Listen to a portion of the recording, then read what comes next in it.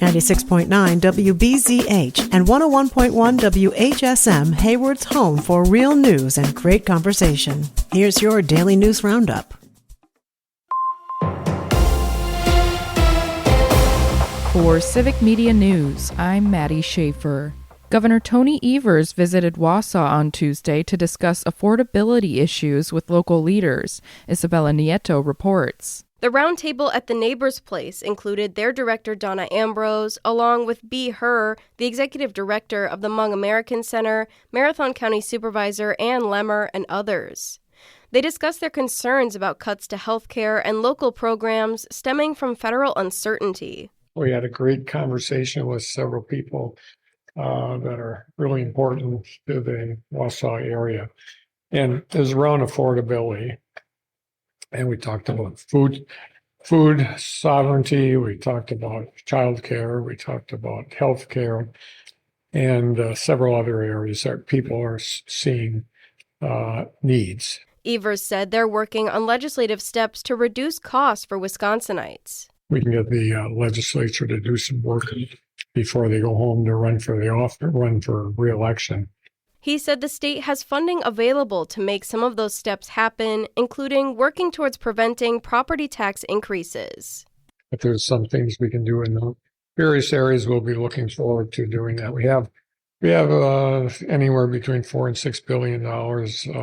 Not all of it is available because we have to kind of be thoughtful about that. But we do have some that is available, and hopefully some of these ideas we can solve. Evers said despite his coming departure from the governorship, he's hoping there will be something that can be done now. He said if the state government is in a position to help, it should. Chippewa Valley business owners and community leaders are preparing for the 32nd annual Chippewa Valley Rally event this month. James Kelly explains. Each year, Chambers of Commerce officials from Eau Claire, Chippewa Falls, and Menominee organize teams to travel to Madison and meet with state lawmakers. Scott Rogers is the Senior Director of Governmental Affairs for the Eau Claire Area Chamber of Commerce and explained the goal of the annual event. The Chippewa Valley Rally is a trip to Madison to talk about economic issues with our lawmakers and other policymakers that's been put on now for 32 years by the Chambers of Commerce in Chippewa Falls, Menominee, and Eau Claire. And what we do is we bring about 100 to 120 business and community leaders to Madison, visit with legislative offices, and talk about the economic issues in state government that affect the economy in our area. Rogers also highlighted some pending legislation that would specifically address issues facing the Chippewa Valley, like healthcare access and a shortage of affordable housing.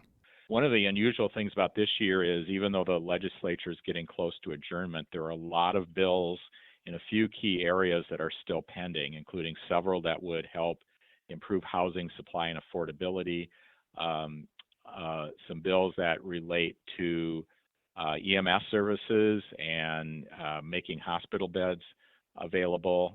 The Chippewa Valley Rally will take place on Thursday, February 19th. Local residents interested in attending can register online with a $99 fee until Wednesday or a $110 fee after Wednesday. For an additional $35 fee, they can also take a round-trip charter bus to Madison and back for the one-day event. Wisconsin Department of Health Services officials are reminding residents to look out for changes to their SNAP or food share benefits over the coming weeks.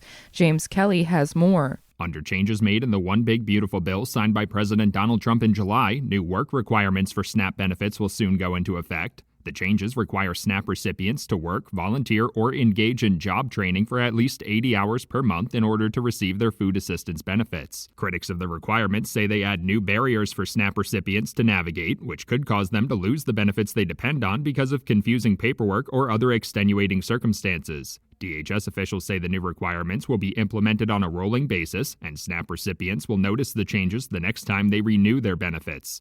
The changes will also force states to pay a higher portion of the administrative costs for SNAP benefits based on their fraud error rate. Wisconsin has one of the lowest error rates in the country. State lawmakers have introduced new legislation aiming to clarify some legal differences between humans and artificial intelligence. The proposed bill received consideration at a public hearing last Wednesday. If passed into law, it would ban artificial intelligence from owning property, getting married, or running a corporation. It also states that artificial intelligence cannot be held liable in court. Lawmakers say the legislation is meant to add regulatory guardrails and legally clarify that AI is not human. The Wisconsin State Legislature's Joint Committee on Finance has unanimously passed legislation for nearly $2 million to support homeless veterans in the state. The funding for the Veterans Housing and Recovery Program is meant to address the closure of Klein Hall in Chippewa Falls and its counterpart in Green Bay last year. The new grant program would award a $25 per diem payment per veteran housed to nonprofits and other organizations that provide housing and support services for veterans struggling with homelessness in the state.